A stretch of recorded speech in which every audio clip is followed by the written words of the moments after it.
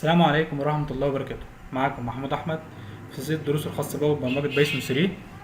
الفترة الأخيرة في ناس كتيرة جدا على الجروب طلبت شروحات لتمارين أو بعد ما أخلص الأساسيات.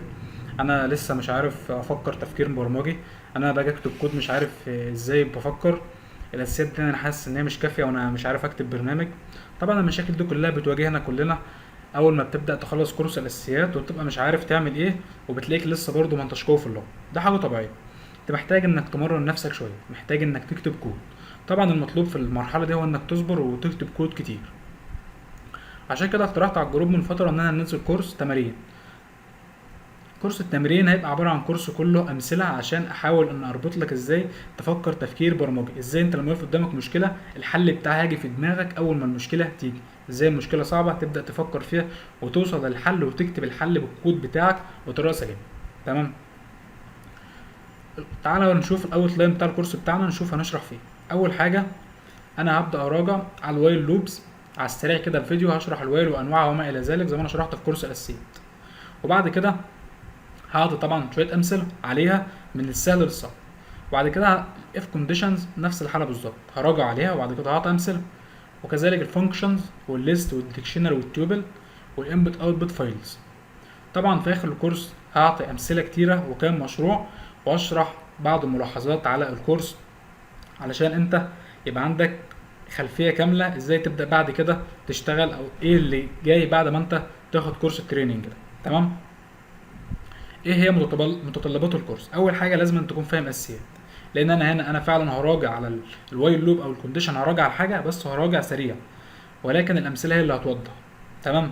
فلازم أن تكون فاهم اساسيات البايثون، ولازم أن تكون فاهم اوبجكت اورينتد، لان اغلب الاكواد اللي احنا نكتبها نكون اوبجكت اورينتد عشان تبدا انت بقى كمبرمج تبدا تعلم من مستواك وتبدا تكتب كود اوبجكت اورينتد كويس، لان الاوبجكت اورينتد هي اللي انت تشتغل فيها بعد كده. فاننا نكتب الكود بنفس طريقتنا العاديه دي مش كويس، فانا هعلمك ازاي تبدا تكتب الكود اوبجكت اورينتد وتستف في البرنامج بتاعك، ونبدا نستخدم الخصائص بتاع الاوبجكت اورينتد اللي موجود انهيرتنس والحاجات دي. تمام. بايثون اديتور شوف عليه ناس كتيره جدا بتطلب على الجروب اديتور اديتور اديتور، ونشرت بوست قبل كده قلت ان البايتشار يعتبر من افضل الحاجات وهو مجاني وفيه مميزات كتير. تمام. مطلوب منك في الكورس ده هو شويه صبر وانك تكتب كود كتير، وخد بالك تكتب كود كتير. واقف قدامك مشكله ولا حاجه زي ما قلت تنشرها على الجروب وهتلاقي 1000 واحد يساعدك. ازاي انا هشرح؟ الفكره ان انا زي ما قلت قبل كده، مثلا تعالى اعطي لك مثال الوايل لوب. ازاي انا هشرح الوايل لوب؟ الفكره هاجي الاول اراجع على الوايل لوب واشرح ازاي الفكره بتاعتها واشرح انواعها وما الى ذلك زي في كورس الاساسيات بالظبط، بس هعطي امثله مختلفه عن اللي انا شرحتها في كورس تاني. بعد كده زي ما انا قلت هعطي كام مثال بسيط عشان يفهموك الوايل لوب. فهمت الوايل لوب اجيب لك شويه امثله متوسطه اكبر من اللي احنا اتعاملنا معاهم قبل كده البساط حاجه بسيطه. وبعد كده هجيب امثله صعبه ومعقده الى حد ما على الوايل لوبس. وان شاء الله هشرح المثال بتاع البرايم نمبر. تمام. بعد الملاحظات على الكورس، اول حاجه خالص المثال بتاع البرايم نمبر انا هشرحه عشان خاطر ناس كتير سالته، والصراحه كان المفروض اشرحه في كورس الاساسيات. انا لو كنت اعرف ان هو هيعمل مشاكل كده انا ما كنتش حطيته في كورس الاساسيات وكنت جبت مثال تاني. بس ايه، ما اتشرح النهارده في الكورس ده ان شاء الله هتفهموه ويبقى واضح. تاني حاجة حط أمثلة كتير، لأن طبعا كورس تريننج يعني أمثلة كتيرة جدا عشان الأمور توضح بالنسبة لك والكورس يبقى مفيد، ولما تخلص الكورس تحس إن أنت فعلا عملت حاجة وبقيت قادر إنك تعرف تحل مشكلة واقفة قدامك، وبقيت قادر إن أنت لما يجي في دماغك فكرة برنامج إزاي أنا أتصرف وإمتى أستخدم ده وإمتى ما أستخدمش ده وإيه الأحسن ليا وما إلى ذلك.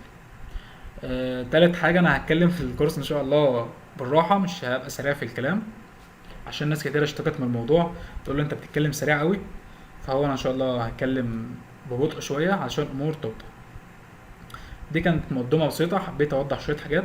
وبالمناسبه انا اسمي محمود مش محمد ولا احمد، علشان الناس على الجروب كتير جدا بتقول لي احمد او محمد، مفيش حد بيقول محمود، مش عارف ليه الصراحه. كده المقدمه بتاعتنا خلصت. الدرس الجاي ان شاء الله هبدا كلامنا عن الوايل لوبس، انتظرونا ان شاء الله في الدرس الجاي. السلام عليكم ورحمه الله وبركاته.